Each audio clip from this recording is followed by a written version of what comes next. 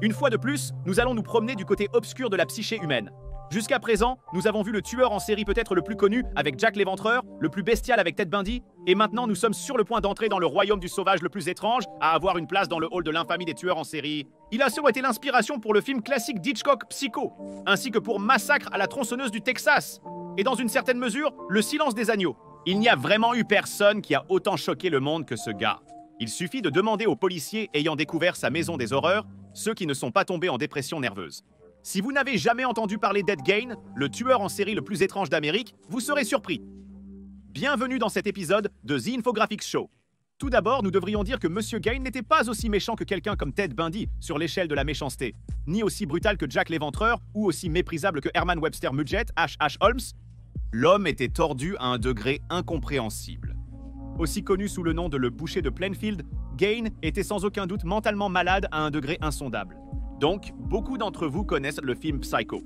Il est assez âgé, probablement plus que la majorité d'entre vous. Vous avez peut-être entendu parler de la série The Bates Motel, qui est basée sur ce film. Eh bien, le personnage principal du film était inspiré de Ed Gein. Et en effet, on dit que Gein a été élevé dans une famille abusive, avec une mère très oppressive et hyper religieuse. Il est né le 27 août 1906 dans un endroit appelé La Crosse, Wisconsin. D'après les sites sur les tueurs en série, Gein a vécu une enfance rude, subissant les sermons acharnés de sa mère sur le péché, la luxure et l'enfer inévitable qu'il provoquerait. On dit que son enfance était très isolée et qu'il avait peu d'amis. Son frère est décédé dans un accident quand Gein était jeune. On a supposé que Gein l'avait tué, mais sans preuve. Des gens ont avancé que Gein, étant le frère timide et plus faible, a tué son frère, et cela pourrait être comparé au thriller de l'Ancien Testament, Caïn et Abel. Mais restons-en à ce que nous savons.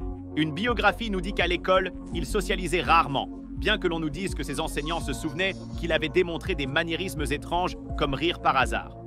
Plus tard, sa famille a déménagé à la ferme, accentuant l'isolement de Gein. Sa mère a peut-être été stricte, mais on dit que Gein était obsédé par elle. Il l'adorait. Elle lui a dit que les relations avec les femmes étaient un péché et que toutes les autres femmes à part elle étaient des prostituées et sortir avec elle équivalait à s'allier avec Satan. Ce n'était pas un bon début pour le jeune Ed, surtout si vous avez lu Freud sur les mères dominatrices. Le père de Gein est mort et donc c'était juste lui et la mère zélée. Cependant, suite à son AVC, Gein a dû prendre soin d'elle. Il a trouvé des petits boulots en ville et était connu comme un gars calme, décent et fiable quand vous vouliez quelque chose de réparé. Il était manifestement un bricoleur habile. Sa dévotion envers sa mère était infaillible, mais on dit que Gein était devenu fasciné par les histoires sur les nazis et les cannibales qu'il lisait dans divers livres et magazines de culte de la mort. Sa mère est ensuite décédée en 1945, laissant Ed seul avec la ferme. On dit qu'il a gardé les pièces où elle avait séjourné dans le même état et les a verrouillées pour qu'elles restent ainsi pour toujours. Il a continué ses emplois occasionnels et le travail à la ferme, mais après quelques années suivant le décès de sa mère, Gein a adopté un nouveau passe-temps. En quelque sorte, ce loisir visait à l'imiter. Maintenant pour la partie macabre, comme nous l'avons dit, Gein n'était pas un tueur en série prolifique, mais ce qu'il a fait compense le faible nombre de victimes. En 1957, une femme qui travaillait dans une quincaillerie locale a disparu. Son nom était Bernice Warden.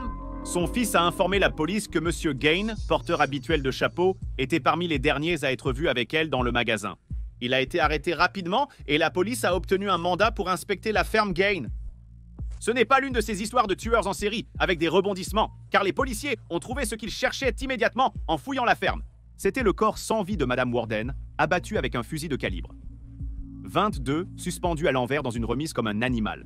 Le torse avait été vidé, terme de chasse signifiant qu'il avait été ouvert et les organes retirés. Le corps a également été mutilé de la tête aux pieds. Le capitaine Lloyd Schofester, qui a vu cette vision macabre, a déclaré que les tendons des chevilles avaient été coupés et qu'une tige avait été placée à travers eux. Le corps a été hissé en l'air par un palan. Le corps a été habillé et la tête manquait. On a retrouvé sa tête plus tard dans un sac en toile de jute. Comme vous le verrez, Ed avait un don pour les têtes.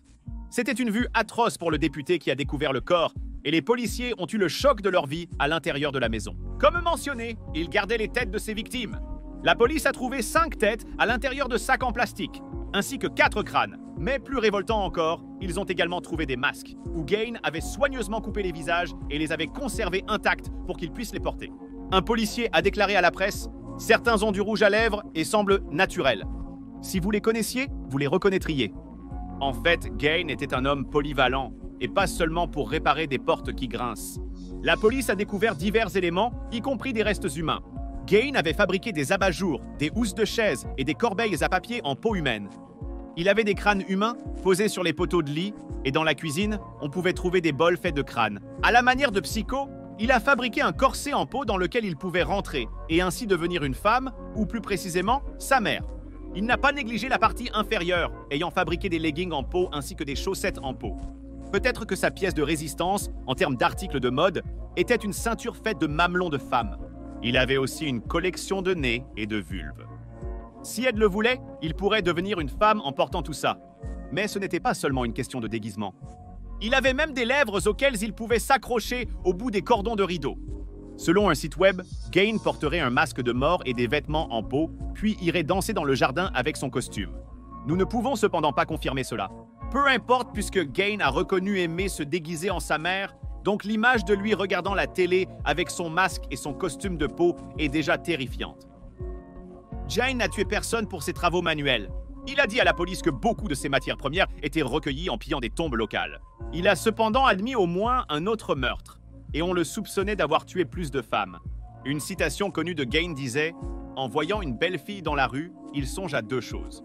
Une partie de moi veut être gentille et adorable, l'autre se demande à quoi ressemblerait sa tête sur un bâton. » Certains sites web, et même le film American Psycho, attribuent cela à Gain. Mais d'autres sites web nous disent que c'est un autre tueur étrange nommé Ed Kemper qui l'a dit. Une telle étrangeté et brutalité ont laissé leur marque sur Plainfield, qui ne sera plus jamais banal. Beaucoup de gens disent que le shérif de la ville est mort assez jeune à la suite du traumatisme causé par l'enquête sur cette affaire. En fait, l'un des amis du shérif a dit « Il était une victime d'Ed Gain aussi sûrement que s'il l'avait égorgé. » Sans surprise, les tribunaux ont jugé Gain fou. Il a été diagnostiqué schizophrène et avec un complexe d'Oedipe sévère. Il est mort d'un cancer du poumon à l'Institut de santé mentale de Mendota en 1984. Il semble avoir dit ça à propos de son séjour dans un établissement psychiatrique. J'aime cet endroit, tout le monde me traite bien, certains sont un peu fous cependant.